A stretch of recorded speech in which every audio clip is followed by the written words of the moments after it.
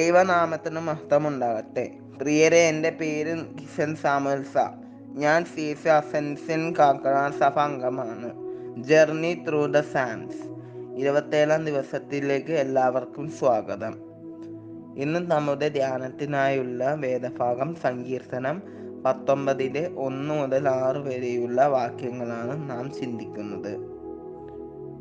ദൈവത്തിൻ്റെ മഹത്വമായ സൃഷ്ടിപ്പിനെ കുറിച്ചാണ് നമ്മൾ വായിക്കുന്നത്. നമ്മുടെ വേദപുസ്തകത്തിൽ ആദ്യത്തെ വചനം തന്നെ ദൈവത്തിൻ്റെ സൃഷ്ടിപ്പിനെ കുറിച്ചുള്ളതാണ്. ദൈവത്തിൻ്റെ ഉന്നതമായ ജ്ഞാനവും സൃഷ്ടിയും ഓർക്കുമ്പോൾ ദൈവത്തെ സ്തുതിക്കാതിരിക്കാൻ പറ്റത്തില്ല. ഈ വേദഭാഗം വായിക്കുമ്പോൾ സംഗീതക്കാരനായ ദാവീദിൻ്റെ ദൈവം സൃഷ്ടിച്ച ആകാശത്തെയും ആകാശവിധാനത്തെയും രാത്രിയെയും പകലിനെയും കുറിച്ചുള്ള ഒരു പുതിയ അറിവിനെയാണ് നമുക്ക് പഠിപ്പിക്കുന്നത്.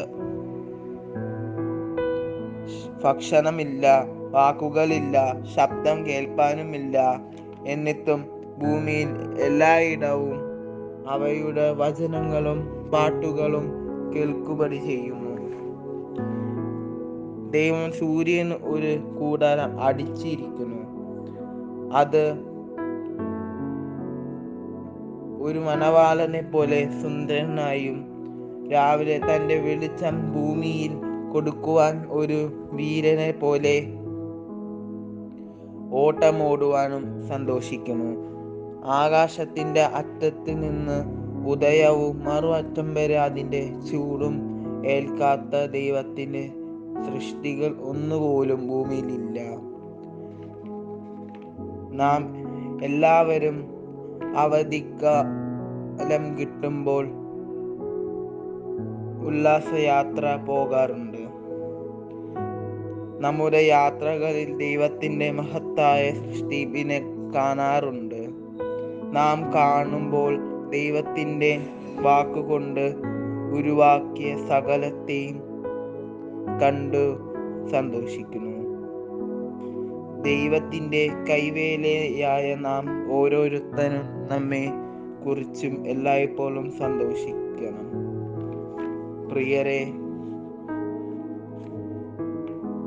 ദൈവ സൃഷ്ടികൾ എല്ലാം ദൈവത്തെ അനുസരിക്കുകയും സ്തുതിക്കുകയും അവരുടെ വേലകളെ ശ്രദ്ധയോടും ചെയ്യുമ്പോൾ നാമും നമ്മെ സൃഷ്ടിച്ച ദൈവത്തെ മനതാഴ്മയോടും ബഹുമാനത്തോടും സന്തോഷത്തോടും സ്തുതിച്ചുകൊണ്ടേ ജീവിക്കാം.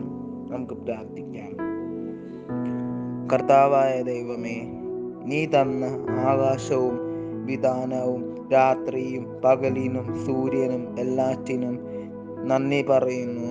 സർവ സൃഷ്ടികൾക്കും എത്ര വലിയ ഉപയോഗമാണ് നീ ഞങ്ങൾക്ക് തന്നത്. പലപ്പോഴും അതിനെ ഓർക്കാൻ പോലും ചെയ്യാറില്ല. അങ്ങയോട് മാപ്പ് അപേക്ഷിക്കുന്നു. നീ തന്ന സകല സൃഷ്ടികൾക്കും ഞങ്ങൾ നന്ദി പറയുന്നു. ദൈവനാമത്തിന് സ്തോത്രമുണ്ടാകട്ടെ. ആമേൻ.